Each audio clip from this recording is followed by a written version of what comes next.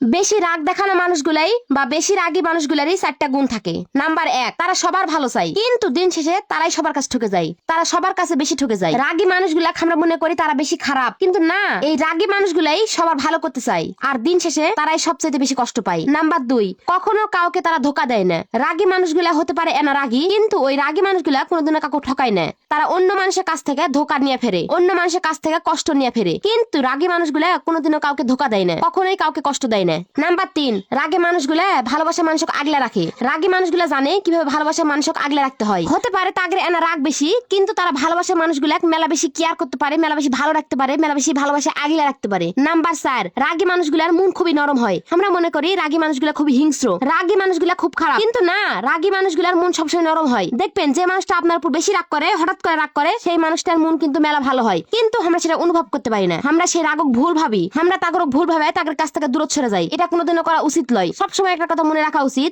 রাগী মানুষগুলার মন মেলা ভালো হয়, মেলা নরম হয়। আপনার আশেপাশে এমন মানুষ থাকলে তাকে অনুভব করে দেখবেন বা নিজের সাথে মিলায় দেখবেন, তাহলেই বুঝতে পারবেন।